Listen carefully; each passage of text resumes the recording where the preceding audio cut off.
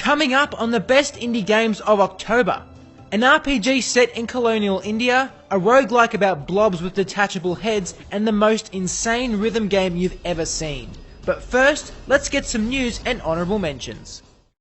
PAX Australia 2016 ran from November 4 to 6. There were more than 70 indie games on the showroom floor, including the recently announced Frame 2 and Mini Metro, which recently released on iOS and Android.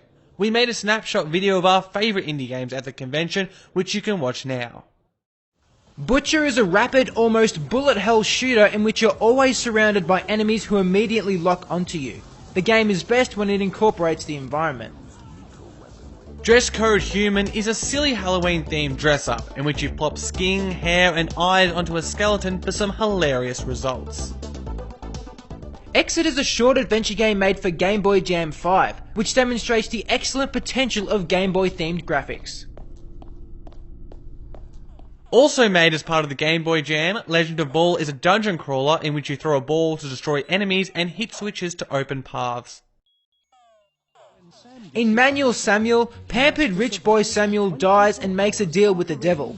Survive one day controlling his crippled body manually. As you'd imagine, the results are hilarious. Party Golf is a chaotic race to the hole in procedurally generated levels for up to 4 players. For now, it is limited to local play only. Shenzhen IO is an early access game from Zachtronics, creator of Infiniminer and Infinifactory. In it, you build circuits and program code. If you do play it, make sure you read the manual. Through the Woods is a slow starting horror game set in a rather dark Norwegian forest. The gameplay and voice acting is average, but the chills, story and visuals are all fantastic. That's all our honourable mentions, so now let's get into the top 5.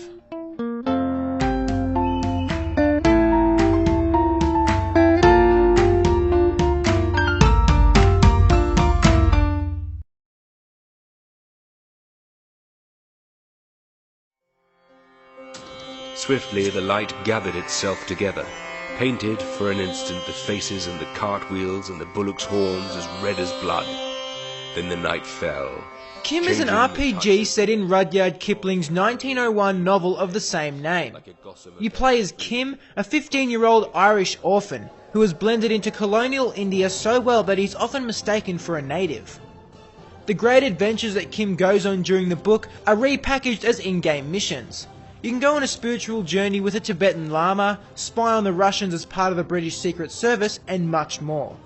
Player choices in and around these missions allow you to establish a unique identity. You can become a Muslim, Hindu or Catholic, and you can choose to be a beggar or a thief. Another key part of the game is travelling through the cities and rural areas of the subcontinent, giving the game a road trip feel.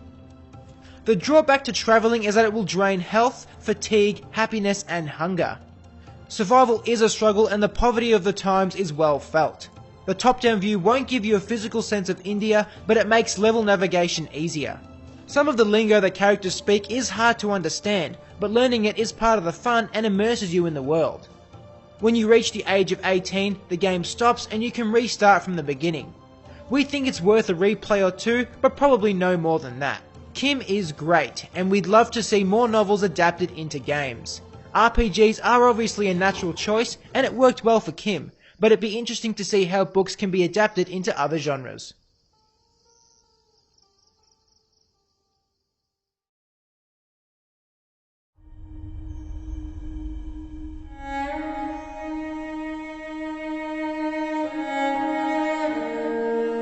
Origami first surfaced to the public back when we started this channel, and so we've keenly followed its journey for over 2 years. Initially the uni project of 3 Barcelona students, Origami was put onto Kickstarter in the middle of 2014. Back then the game was called Twin Souls: The Path of Shadows, and it immediately caught our attention as this Japanese Assassin's Creed by moonlight. However, it failed to reach its funding goal. The setback delayed the development timeline, but as the developers noted in a self-written post-mortem, it forced them to reflect on their game. 2 years later, the result is the release of a more sophisticated and overall fantastic stealth game. The world is more colourful, providing greater contrast to the darkness. The reworked character design of the protagonist makes him feel more human and makes you more invested in the story. The original game design remains and is still effective. Controlling the shadows, you can teleport between shadows like in Dishonored, become invisible, use shadows as projectile weapons, and even summon a shadow dragon to fight for you. These mechanics are simple but provide you with creative ways to get past or take down your enemies. An underrated feature of Aragami is its co-op mode. Playable both online and locally, it lets you push Aragami's mechanics to new heights and cause absolute chaos. All up, Aragami is a stylish 6 to 7 hour adventure that has something for both stealth and action fans.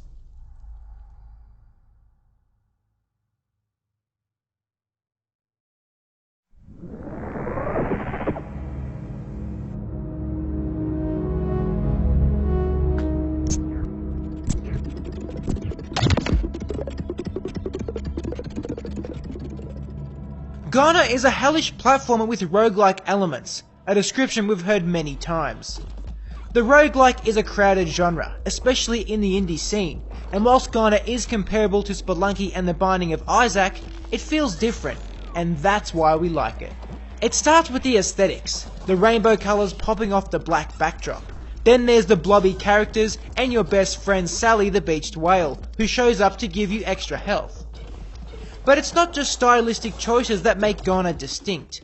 The very movement, the way you bounce off enemies and walls, is unique. Going deeper, there's a complex combo system that wouldn't be out of place in a Bayonetta game. Not to mention the item system. There's 3 items: guns, backpacks and heads. Guns are self-explanatory. Backpacks are cooldown abilities, and heads are a little bit trickier. They determine how much health you have, alter how you move, and give you special powers like aiming upwards. Heads can be knocked off your blob, and in this headless state you become a one-hit kill. The best thing about the guns, backpacks and heads is that you only need to discover them once. After that, you can choose whatever combination of the 3 you want at the start of every run. We'd also like to give a shout out to the music, which is not only brilliant, but paces the game, such as speeding up as you chain combos. Ghana is another roguelike platformer, but with its own fresh ideas.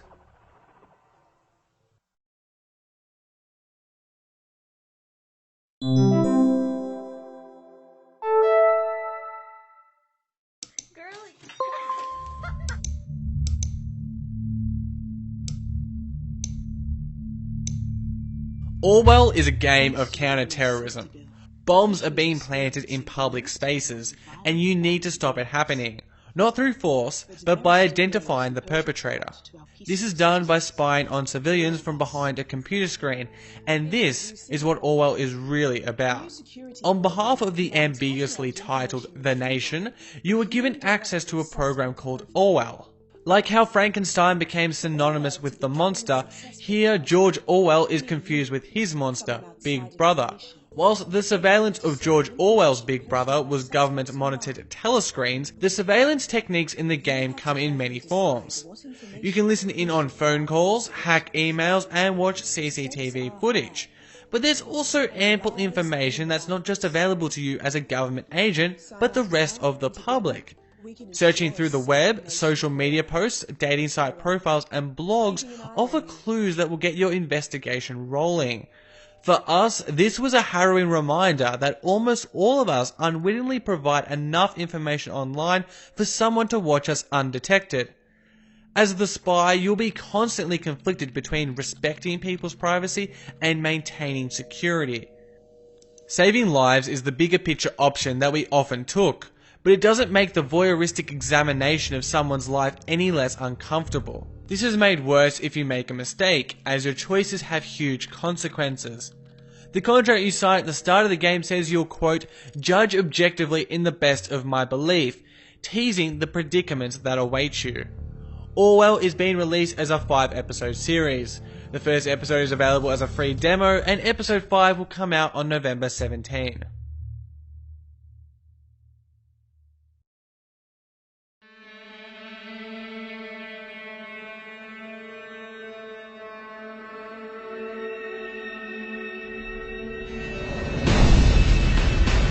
On paper, Thumper doesn't seem like anything radically new, but playing it feels like nothing else. The game describes itself as rhythm violence. The rhythm part is noticeable straight away. Having to hit a button as you pass over glowing pads, it seems like your metallic bug is travelling down the neck of a guitar in Rock Band. The same time-based principles apply to other actions like turning corners and breaking through barriers. Some levels have bosses, and hitting certain pads will blast lasers at the face of enemies that sit at the end of the rail. There are no checkpoints, but your silver exoskeleton serves as an extra life that can easily be recuperated in the early levels. Like any rhythm game, performing the correct sequence is the aim. Hitting the pads makes a particularly satisfying thump to the beat, from where the game gets its name. But what sets Thumper apart is its music-driven atmosphere. The ominous beat of the drums, mixed with the roaring synths and deceptively calm horns, makes for a terrifically creepy yet riveting soundtrack. The psychedelic visuals are trippy, but it's the sprawling tentacles and screaming faces of enemies that stand out. Thumper is horrific and uncomfortable. It channels the Matrix and fills you with existential dread. It sounds kind of awful, but it's such a potent and intense experience that you can't stop playing. Thumper is available for $20 and has just been updated with a new Game Plus mode. Thanks for watching. We'll see you next time here on Indie Format.